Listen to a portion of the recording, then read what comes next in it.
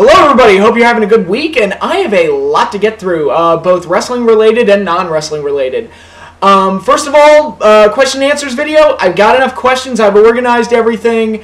I'm going to start filming it sometime next week, so we'll see how that goes and how that turns out. But again, thank you everybody for the questions, and the video will be out very shortly.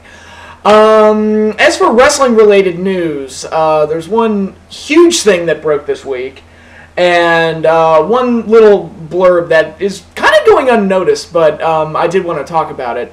And that is the signing of Prince Devitt. He will be going to the WWE and working NXT, and that is, as Wayne Campbell would say, excellent. I like Prince Devitt. I've only seen him a handful of times, but I remember seeing him back in, I want to say 07, 08.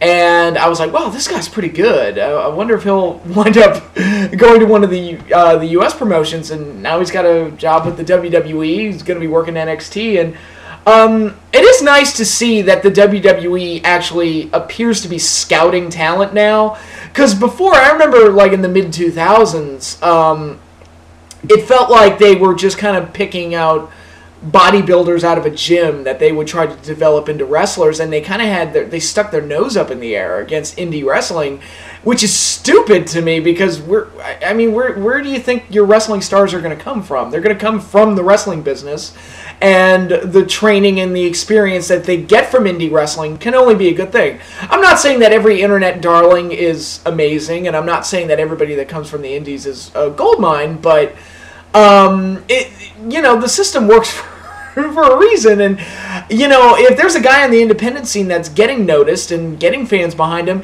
at the very least he's worth a look. And lately, and I'm assuming that this is Triple H's influence, which if it is, good on him.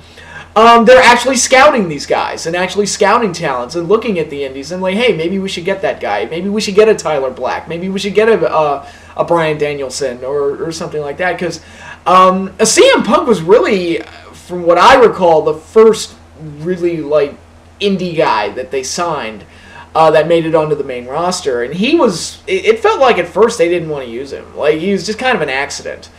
And I think Paul Heyman had a great line on the CM Punk documentary where he talked about how they hired him because they knew they were getting a guy that had some buzz, and that was it. And but now it feels like they're actually looking at these indie guys and they know who to go for. And Kevin Steen's going there as well. So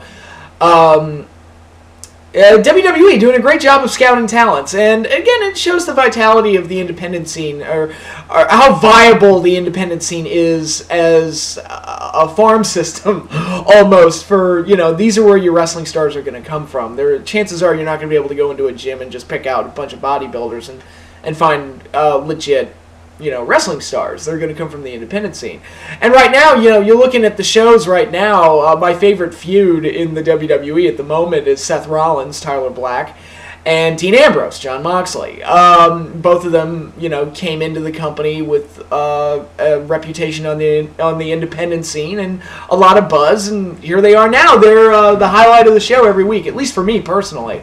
They're my two favorite guys to watch at the moment. So yeah, Prince Devitt, I think it's a good signing for them, and I look forward to seeing him on NXT. And it looks like, through watching NXT, Tyler Breeze is going to take the next step and go and become the champion. So I really do look forward to seeing what kind of opponents they're able to find for him. Obviously, Sami Zayn.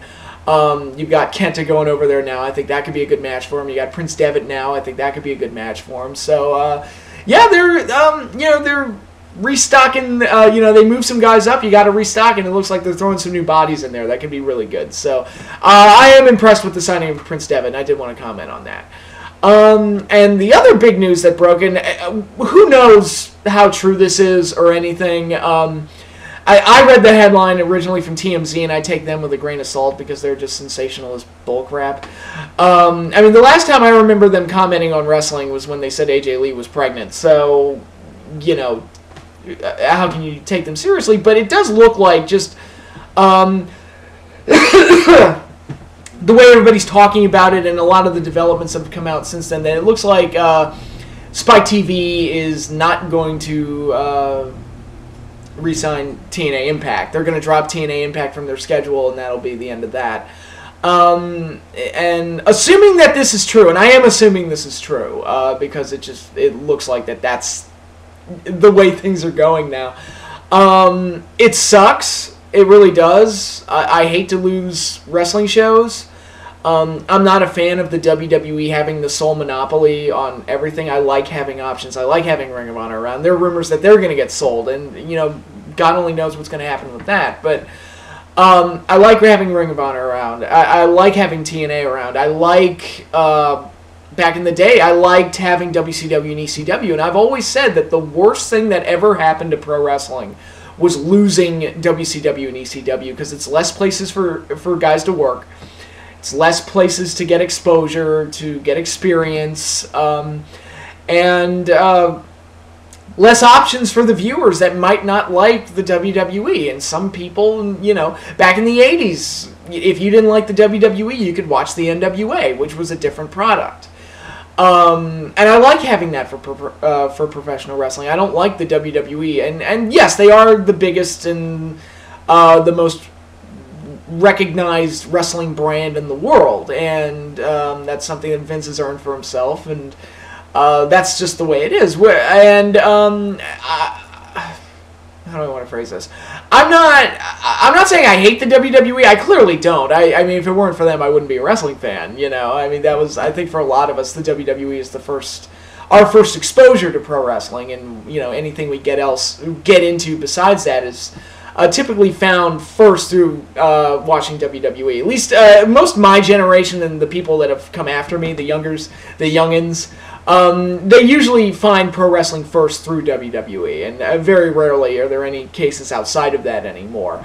It's just that WWE has their own style, their own way of doing things, and I like having different options out there and different ways of presenting pro wrestling. I like having NXT around because it is so different from the way WWE and the way Raw usually is. It's much slower paced in terms of giving big payoffs and everything, but it's nice and relaxing in a way. And I don't feel like I'm watching the exact same show every week, which sometimes, as I've said before, WWE can get into that pattern. And, in regards to TNA, there were points where I really liked what TNA was doing. In late 2005, which was about the time they got onto Spike TV, until, let's say, June of 2006, you couldn't have found a bigger TNA supporter on the planet than me. I just really enjoyed the product. I just swore by it. I was like, look, it doesn't have the production values or the scale of the WWE, but as a good wrestling show that I enjoy, I think they kicked the WWE's ass. And during that period, I thought they were vastly superior in terms of quality and in terms of enjoyment factor. And what they lacked in, quote-unquote star power or, again, production and all the other things that go hand in hand with being the WWE, I just enjoyed their show more. And it really sucks that TNA was growing, they were gaining momentum, and then the Hogan debacle happened, and the Monday Night Wars disaster happened, and ever since then it's just been kind of a slippery slope, and they never recovered from that. They never recovered from that Monday Night War period. And the Jeff Hardy incident at Victory Road 2011, that was another one that they never really quite bounced back from. And even though they had things like the Bobby Roode title reign and Austin Aries and Destination X and all of that, for the most part, they've kind of been struggling to maintain any kind of consistency with their product. The Aces and Eights looked like it was going to be a good angle and then kind of petered out and became silly. And the Joseph Park thing looked like it was going to be a great angle and then it petered out and, had no direction. And there's a lot of things. I remember Austin Aries and Bobby Roode were going to have a partnership, and their whole thing was we're going to win all the belts. And they didn't do anything with it. They never got out of the tag division. It was like, well, okay, what was the point of that? And they would it was just the constant just start and go, stop and, start and stop type of format to the show, and they never really recovered from it, and, the ratings suffered, and then I guess the money ran out, and guys like Hogan and Sting, and even, guys like AJ, and Christopher Daniels and Kazarian, guys who've been there for years, they all jumped ship and they all left and went off to greener pastures. So, yeah, it sucks. I never rooted for TNA to die or anything, and who knows if they'll get picked up by another, another channel or what. I don't know what they're gonna do. I can't imagine anybody would pick them up. I mean, it's not like they're getting off of Spike TV with any kind of momentum or any kind of. Yeah, I mean, how do you sell that product now? I mean, it really is kind of a hard sell. So. It just sucks, and if it's true that Spike's not going to re-sign them, it sucks. But it's also kind of the hole that they dug for themselves, almost. But I mean, it is what it is, and it's unfortunate. But what are you going to do? And I just got a text. Wait a minute.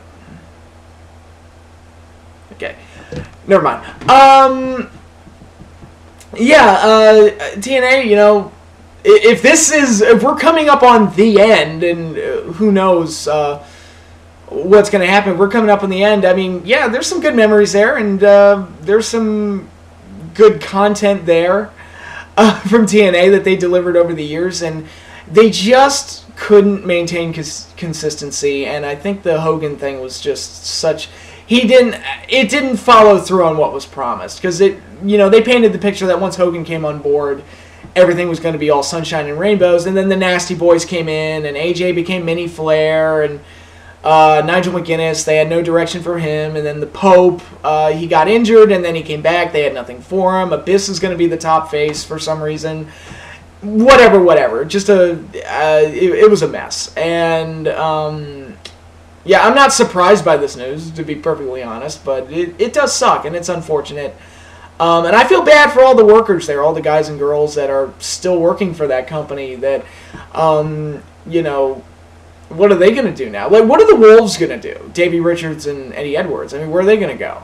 Ring of Honor, they burned their bridges there, and WWE didn't want them, so what are they going to do? I mean, you just got to shrug your shoulders. I don't know. So it really, they're the ones, if this is truly like, we're coming upon the end of TNA, those are the ones that I feel bad for. The roster and, all the guys and girls that are still there and everything, and really worked to make TNA the best they could. I mean, it's not their fault.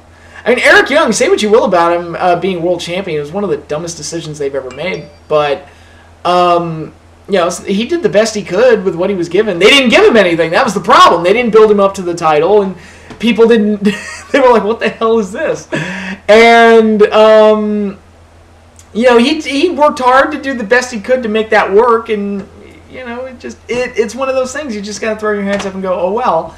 But I definitely never wanted TNA to go away, even though I was displeased with their product, and I did stop watching. And I did start watching some of their New York shows, and they're not bad. I've heard that Destination X is really good.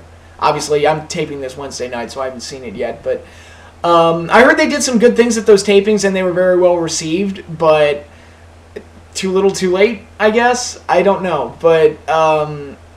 Yeah, a lot of disappointing factors. Of course, the whole Vince Russo thing, and TNA apparently hiding Vince Russo from Spike TV or whatever, and why they would go out of their way to protect Vince Russo is beyond me. Why would they risk their credibility on... why would they risk their relationship with Spike TV on Vince Russo? That's what I don't understand. And this is coming from a guy... I don't, passionately hate Vince Russo like a lot of other wrestling fans do.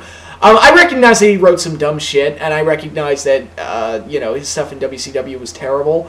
But I also recognize he did write some good stuff. And even in TNA, I thought some of the stuff he did in 2004, while there were some typically dumb Russo things during that time period, check out the Luck of the Irish match. If you want a shitty gimmick match, check out that one. It was Pat Kenny and Glenn Gilberti, if I recall correctly. It was called the Luck of the Irish match, and it was one of the dumbest things I've ever seen. It was, I think it was Pat Kenny and either Big Video. It was Pat Kenny for sure, and either Glenn Gilberti or Big Vito, and I don't remember which one it was, but it was a really stupid gimmick match, which I won't even bother describing, but...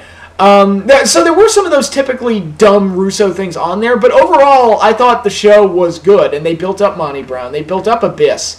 early on. AMW got showcased, AJ got showcased, and they did some good things with the X Division and the Triple X AMW feud. And this was the stuff that was going on in 04.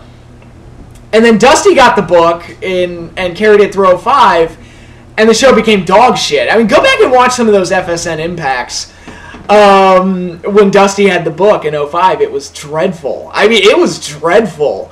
Really bad, and I liked Russo's stuff more. So I didn't hate everything that Russo ever wrote, and obviously I could go back to the Attitude Era. WrestleMania 14, one of my favorite WrestleManias ever. He's responsible for that. How much of that was him, I don't know, but he had a hand in that for sure. And how all that was executed. So, again, this is coming from somebody that doesn't passionately hate Vince Russo. I just don't understand why TNA would go out of their way to defend a guy and risk their relationship with Spike TV on a guy that has such a negative reputation in the wrestling business. That just doesn't make any sense to me. But whatever. I mean, if WWE ever buys the TNA library and does a rise and fall of TNA, that would be fascinating to watch, because it would. How do you paint that picture? It would really be fascinating, and it's food for thought, I guess. But it's sad, and I never wanted TNA to go away, but them's the breaks. And here's hoping, I guess, for Jarrett's promotion to do well. Here's hoping Ring of Honor, finds something that works for them, and maybe a new company will step in and be the number 2. I don't know, but hopefully there's something to fill the void left behind by TNA, and hopefully it's run more competently and they're able to at least, if not put on a product that could compete with the WWE, because I've learned not to expect that, at least put on a product that I can respect and enjoy, and has stars and wrestlers that I can watch and appreciate. And hopefully we've gotten past the mentality that old people need to be brought in to make your show better. You know what I mean? Like, TNA should get to a point where they don't need a Hulk Hogan or a Sting or something like that to keep their show afloat, or the ECW guys or anything like that. They should be able to function on their own and be able to. And I'm not saying everybody over 40 needs to never work in wrestling again or anything, but you shouldn't hitch your wagon to those guys. You shouldn't have to anyway. But that's the end of that. Just a bunch of rambling thoughts on TNA and the current situation that's going on. And I guess we'll just continue to follow this as it transpires and then we get new updates and everything. So it'll be interesting to see what happens between now and what happens in October when the deal officially ends with Spike TV. So we could be coming up on the end of TNA, or who knows, maybe they'll find a new home, or maybe Spike will reconsider. I don't know. Shrugging the shoulders at this point, who knows. But we'll see. We will see. Now let's get on to something a little bit happier, a little bit more energetic and bouncy, and that was some of the stuff that came out at Comic Con this weekend. Some movie news that obviously interests me, and gave me a lot of stuff that I just want to comment on and talk about. The new design for Wonder Woman has been leaked, or revealed, I shouldn't say leaked.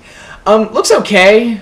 I wish the outfit had a little bit more color to it. I mean, because Wonder Woman, red, white, and blue, that's kind of her thing. But the outfit looks okay. I just wish that Wonder Woman wasn't in the Batman and Superman movie. Wonder Woman should be in her own movie. Crazy idea, I know, but that's kind of what I want. So there was that. Marvel unveiled basically every movie that they're making until the end of time. The Ant-Man is coming up, which I am disappointed that Edgar Wright's no longer attached to Ant-Man. That's kind of disappointing, because his name, more than Ant-Man itself, his name was what got me interested in the project. I was like, ooh, I can't wait to see what that's like. I mean, I love Edgar Wright, okay? Actually, I love Edgar Wright. He is one of my filmmaking comedy heroes. I love that guy. Hot Fuzz, masterpiece. Total masterpiece. So I wanted to see what he could bring to a superhero movie. And he already kind of had some practice with it in Scott Pilgrim vs. the World, which wasn't a financial success, but was a lot of fun to watch. So I was hoping to see what he could bring to Ant-Man, but that's no longer the case. But here's hoping that movie's good. Guardians of the Galaxy 2 has basically been confirmed, which I'm going to see Guardians on Friday, so I will have comments and reviews for you coming soon in regards to that. What else? Captain America 3 is happening, which, if Captain America 3 delivers, I will say that the Captain America movies is the best. It will be the best superhero film trilogy ever. Sorry, Nolan Batman. Sorry. The Dark Knight's awesome, but the other two, like I've said, are kind of in that, like, okay, they're good but not great phase, whereas Captain America, 1, very good, 2, fucking amazing, and 3, if that one's up to par with the other two, I would concede that one's the best. Actually, also, I will count First Class, for X-Men, First Class, Days of Future Past, and if Apocalypse delivers, I'll count that as a trilogy, and I'll say that that's one of the strongest superhero trilogies as well. Who'd have thought that you'd say that about the X-Men movies after after the way the last trilogy turned out?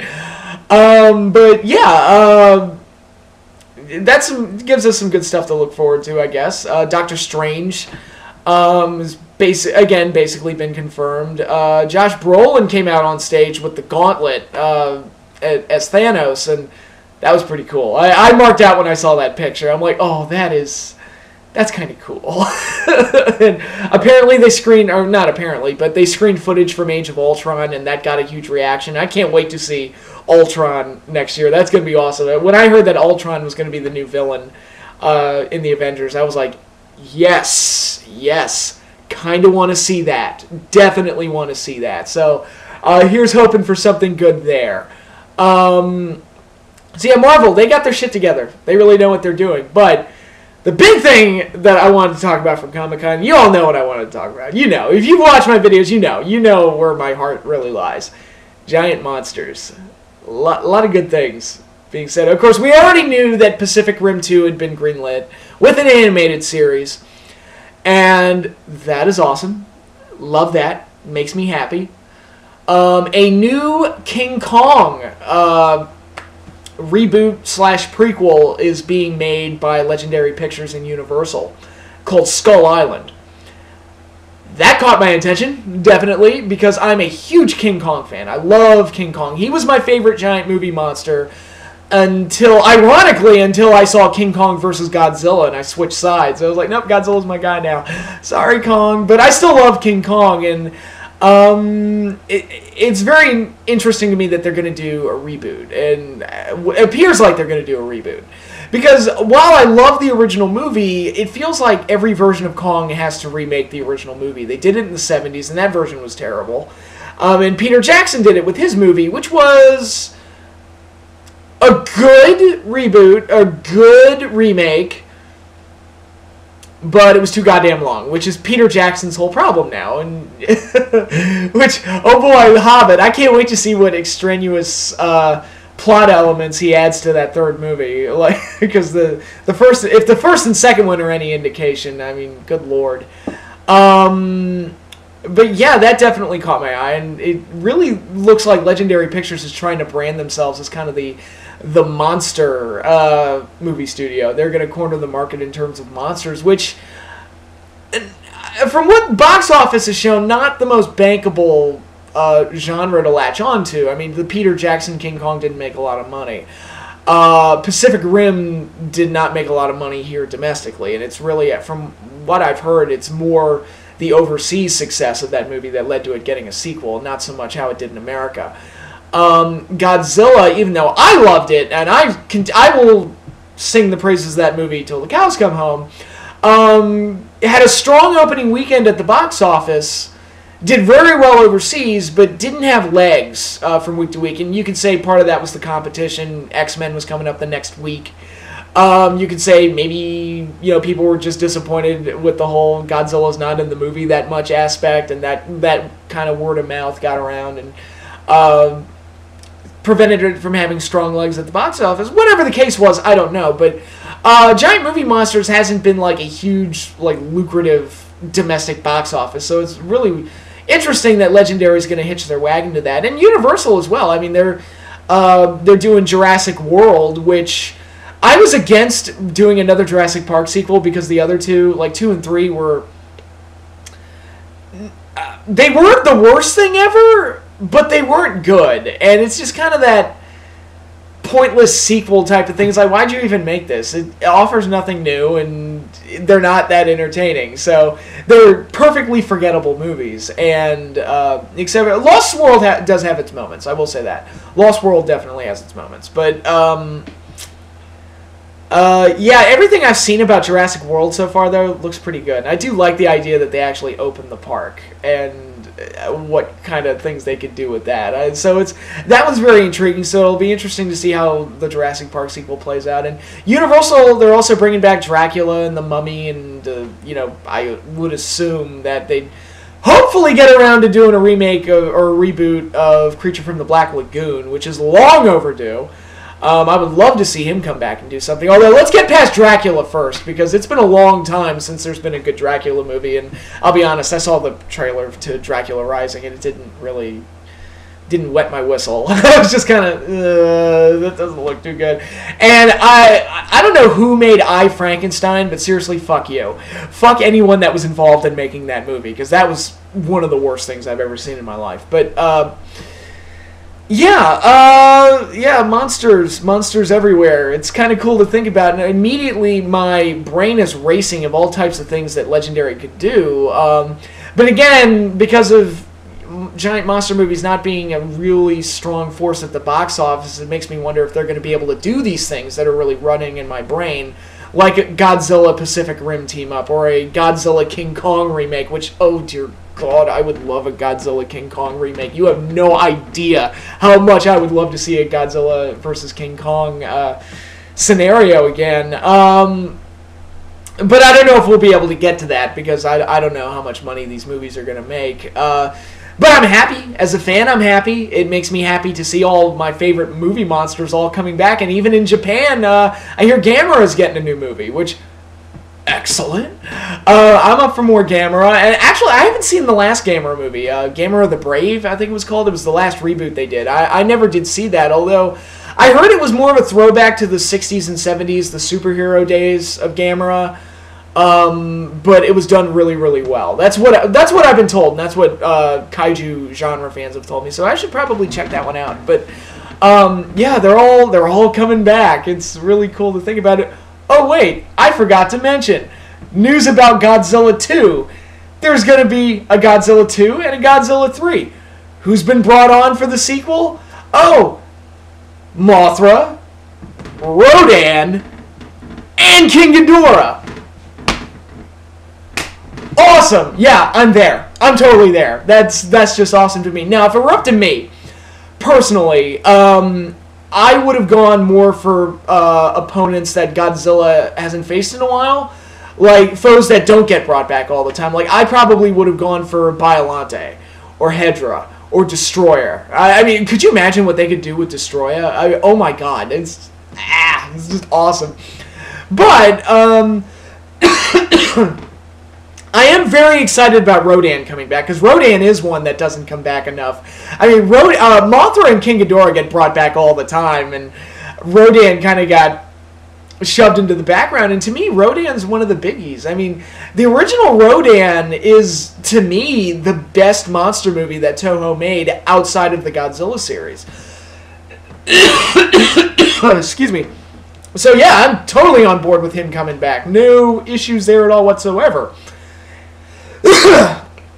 And they haven't confirmed if all three of them are going to be in Godzilla 2 or if they're going to spread them out over Godzillas 2 and 3. I don't know yet, but again, it's fun to speculate and it's fun to think about. And I've got all types of scenarios running around in my head of what they can do and how they can bring Rodan, Mothra, and King Ghidorah into this new Godzilla realm. I think it's very interesting, and throw the new Kong movie on top of that, and Jurassic Park coming out, and Pacific Rim 2 coming out, and just all these other things that are happening. It's like, yay, giant monster movies are coming back, and yay, my inner 5-year-old cannot contain himself and is just really, really happy right now. And it's just fun to think that all these monsters and all these classics that I watched as a kid, and in movie marathons on TNT or the Sci-Fi Channel or my local networks or whatever, and I remember staying up till 3 in the morning to watch some of these movies, and to see them all coming back, or even just the idea of giant monsters like Pacific Rim, just the whole idea of it being presented in such a great way, it's really cool, and it makes me happy, and yeah, I get the nostalgia feels from it, but they're also making good movies out of it. Like, I liked the last Godzilla movie a lot. I liked Pacific Rim a lot. And I, so far the minds at Legendary and Warner Brothers and Universal, whoever they partner with to make these movies, they seem to know what they're doing, at least on the artistic side of things. It's just, my only concern is whether or not the general public is going to go for it the way I do. I mean, Pacific Rim 1 did get beat at the box office by Grown Ups 2. Explain that one. I don't know. But for right now, I am very, very happy, and I am excited, and I can't wait to see what the future brings. It's going to be fun to think about. Of course, Gareth Edwards, he's going to direct the Godzilla sequels, but not until after he's done with the Star Wars spin-off movie that he's doing. Apparently he's going to be... The rumor is that he's going to direct the Boba Fett movie, which... That motherfucker is living my dream. Like, if you had told me at 5 years old that there's a possibility that you could split your time between making Star Wars movies and making Godzilla movies, I would have gotten into the business myself. I'd have been like, yeah, sign me up for that life. Yes, please. I get to make Star Wars and Godzilla and split my time between those two. Oh, what an awesome existence. Gareth Edwards, I am so jealous of you. You have no idea. But if they do a Boba Fett movie, if it's true that that's what he's going to be attached to, here's how you do it. Watch Fistful of Dollars, add lasers and spaceships. There you go. That's all you need to do in making a Boba Fett movie. So, here's hoping. Again, but Gareth Edwards, I absolutely wouldn't want anybody else to direct the Godzilla movies. I think he proved himself, and I think he made a name for himself with the first movie, and I look forward to seeing what he can do with sequels. So, we shall see. But, yeah, that's all the good news I got from Comic Con, and, yeah, I'm very happy, very excited with it. That's really cool.